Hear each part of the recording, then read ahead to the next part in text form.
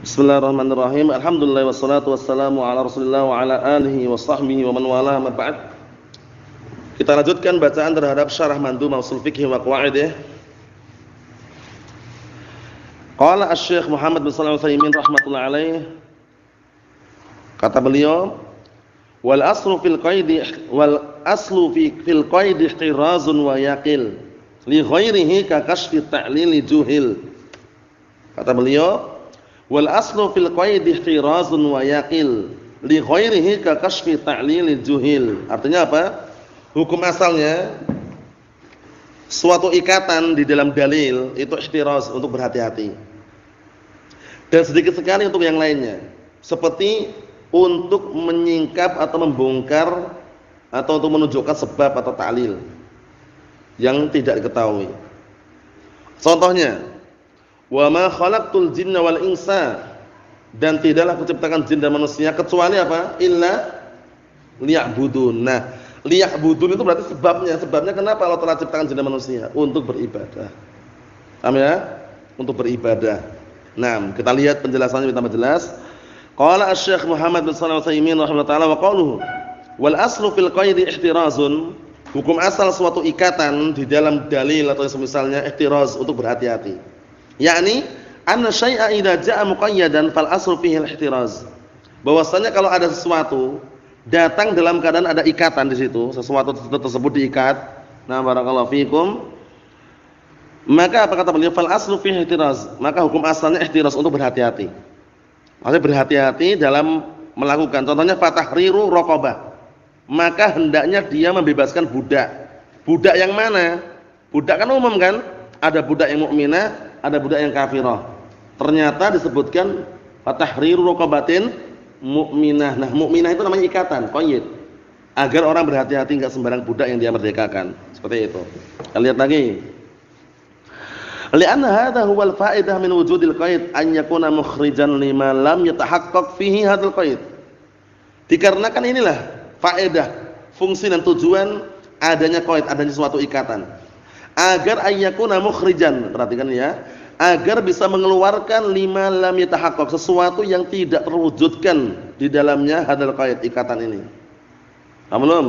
Fungsinya itu. Jadi fungsinya adanya semacam qaid, ikatan itu agar apa? Agar terhindar dari suatu perkara yang kalau diwujudkan keliru gitu loh ya. Fatahriru raqabah. Hendaknya dia memerdekakan budak. Budak ini umum enggak?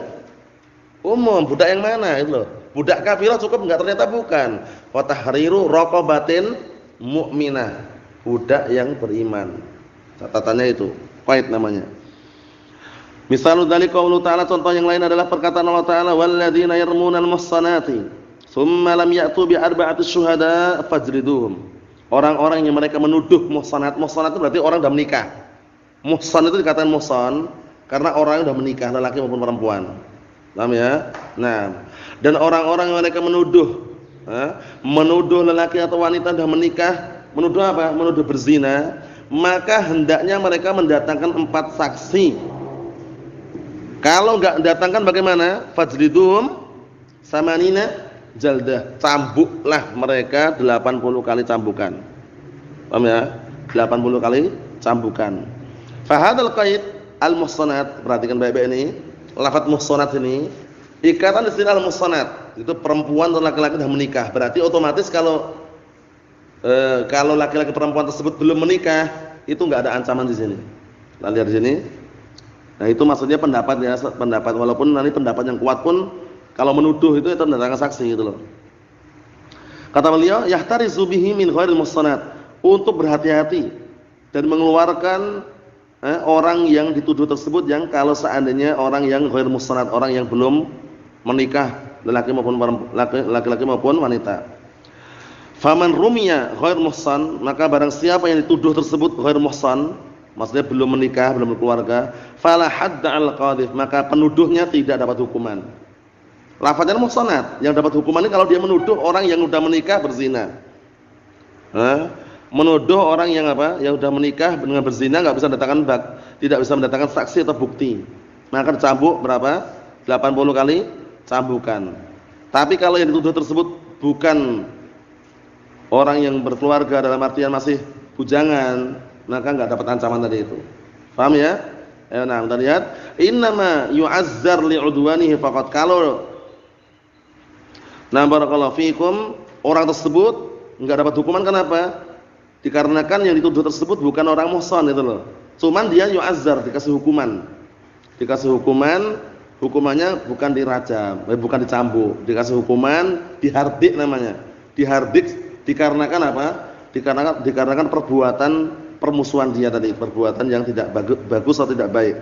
Li'anal hadda masyrutun biqaidil ihsan, karena hukuman diterapkan dicambuk 80 kali cambukan itu kalau dia menuduh orang sudah menikah, berzina. Enggak bisa datangkan saksi, baru dia dikasih hukuman apa tadi? Cambukannya 80 kali cambukan. Kalau ternyata yang dituduh tersebut masih bujangan, paham ya? Nah, maka berdasarkan pendapat ini dia enggak mendapat ancaman atau cambukan dari itu.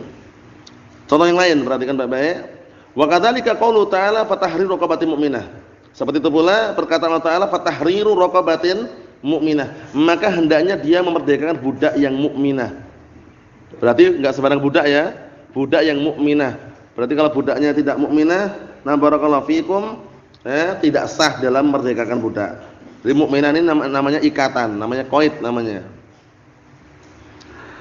Fa inna kalimatan mu'minah qaidun lil ihtiraz min ghairil mu'minah hadza wal asl. Dikarenakan ungkapan mukminah di situ, lafaz mukminah situ untuk berhati-hati dan mengeluarkan yang tidak mukminah. Nah, inilah hukum asalnya. Berarti kalau bebaskan budak yang mukminah enggak sah. Harus bebaskan budak yang mukminah, seperti itu.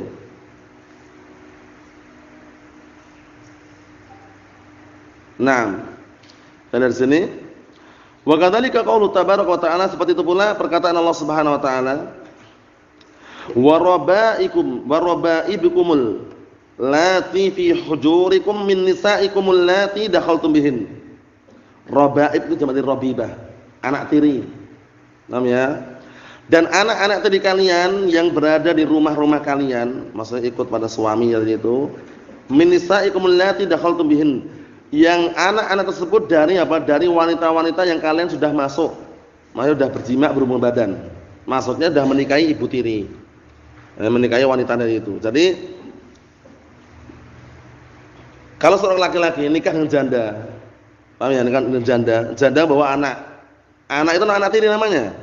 Anak tiri itu akan menjadi mahram kalau dia sudah menikahi ibu tirinya. Paham ya? Kemudian tidak boleh dia menikahi anak tirinya tadi itu kalau dia sudah berhubungan badan ibu tirinya. Tapi kalau dia baru akad, kemudian belum sempat berhubungan badan, cerai gitu, dia boleh nikah sama anak tirinya tadi itu. Paham bedanya? Jadi syaratnya ikatannya adalah ad-dukhul, yaitu berhubungan badan.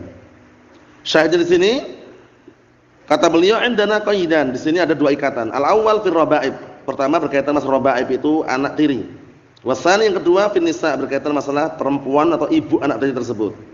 Al-qaid fil rabaib, ikatan dalam masalah anak tiri sini, allati fi hujurikum, anak tiri yang sudah berada di rumah-rumah kalian. Maksudnya itu ikut sama bapak ini yang menikahi ibunya.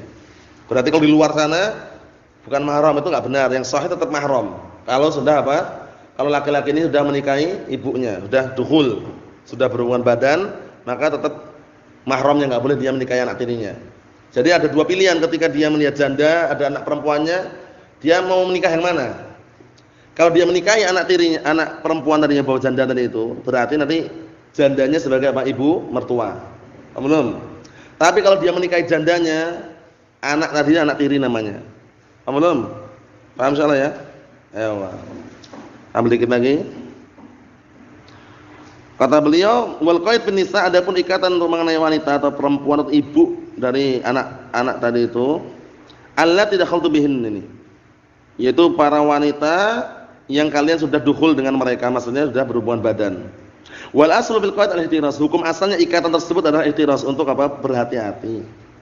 Agar nanti enggak keliru, kalau dia sudah berhubungan badan dengan ibunya, enggak boleh dia nikahi anak tirinya.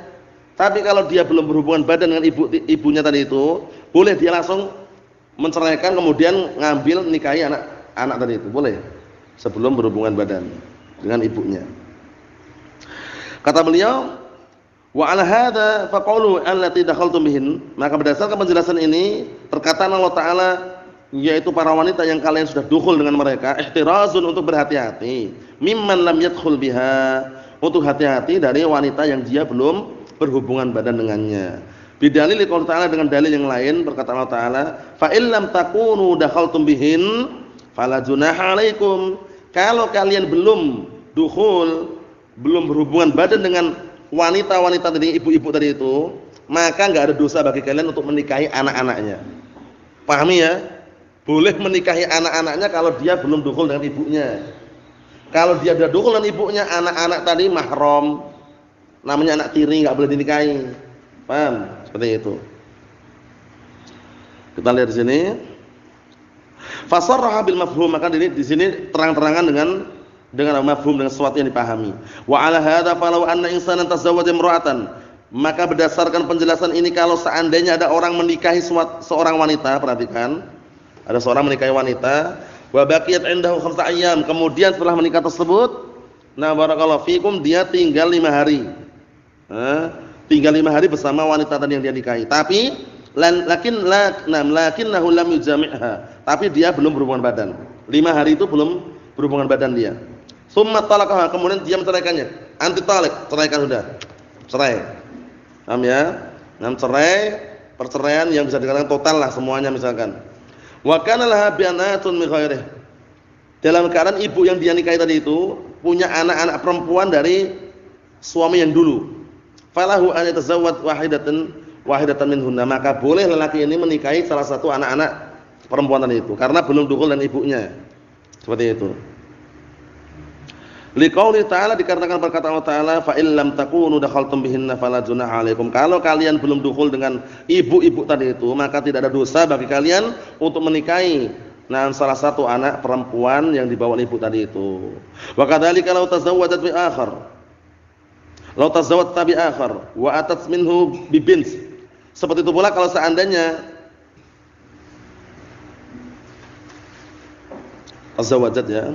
Wa kadzalika law tazawwajat bi akhar, kalau seandainya dia menikah dengan laki-laki lain, wa atat minhu bi bint, kemudian dia setelah menikah tersebut dapat anak perempuan, falizawj al-awwal, maka suami yang pertama an yatazawwaj hadhil bint,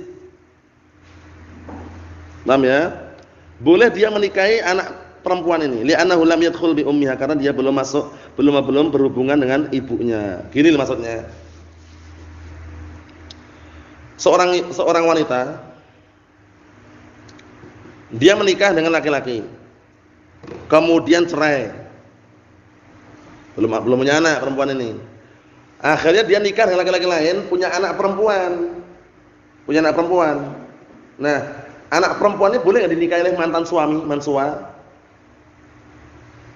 Anak perempuan yang bukan dari mansua ya, anak perempuan dari laki-laki lain, boleh nggak nikahi sama mansua? Boleh. Karena bukan anak kandungnya. Ya enggak? Nah, boleh. Kecuali kalau anak kandungnya. Paham ya? Paham belum? Baru enggak boleh. Paham enggak itu? Paham enggak antum? Pak. Kenapa boleh? Karena bukan anaknya mansua kan?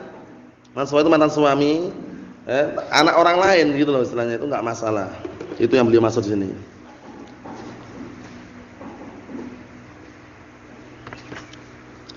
Faedahnya istiratul wata' lil hikmatuhu dhahirah.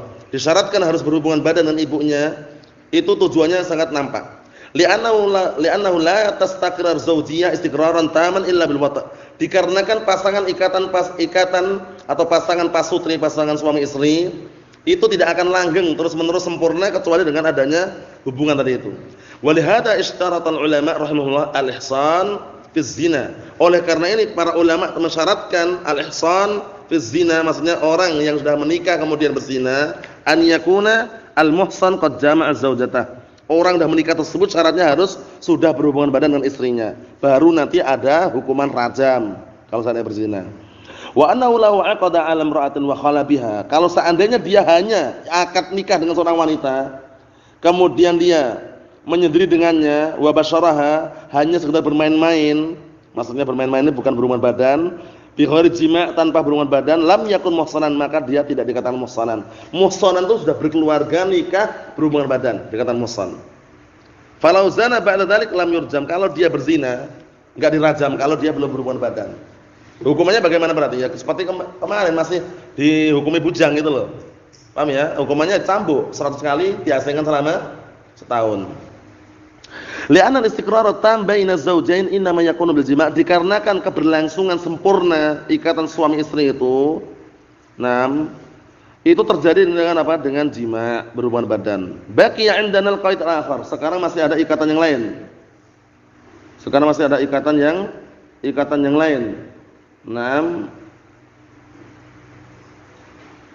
Apa ikatan yang lain? Allati fi hujurikum, yaitu anak-anak tiri yang ikut atau yang ada di rumah-rumah kalian. Fahal hadza ihtirazun, apakah itu berhati-hati? Naqul, kita katakan na'miyah. Al-aslu anhu ihtiraz, hukum asalnya ikatan seperti ini ihtiraz, untuk berhati-hati. Wa li hadza dhahaba ba'dul ulama ila anna ar-rabibah la tahrum illa, perhatikan ini. Oleh karena ini para ulama, sebagian ulama berpendapat bahwasanya rabibah, anak tiri, tidak, barakallahu fikum, tidak haram untuk dinikahi, maksudnya illa idza kanat fi hujri zauji ummiha, kecuali kalau dia berada di rumah suami ibunya. Ini pendapatnya lemah tapi ya. Wa illa fala tahrum, kalau enggak demikian berarti enggak haram. Berarti kalau seandainya dia pergi pisah enggak sama ibunya, boleh dinikahi. Tapi pendapat yang kuat tidak. Walaupun dia enggak satu rumah, kalau dia ini laki-laki sudah menikahi ibunya, statusnya anak tiri itu tetap mahram. Enggak boleh dinikahi kalau udah dukhul. Paham maksudnya ya? Kalau udah dukhul. Seperti itu. Dikit lagi ya. Walakin as-sahih anna hadzal qaid ghairu mu'tabar, tapi yang sahih ikatan ini enggak dianggap. Berarti benar kan? Enggak dianggap. Wala mafhuma lahu, dan tidak ada mafhum di situ. Kama sayati bayanuhu insyaallah taala. Jadi kesimpulannya, intinya kalau semata-mata dia nikahi ibunya tadi itu dan sudah dukhul, sudah berhubungan badan, anak tiri ini bukan apa? Anak tiri ini tetap mahramnya. Mahram bagi bapak tadi itu. Dan tidak boleh bapak tadi menikahi anak tiri ini.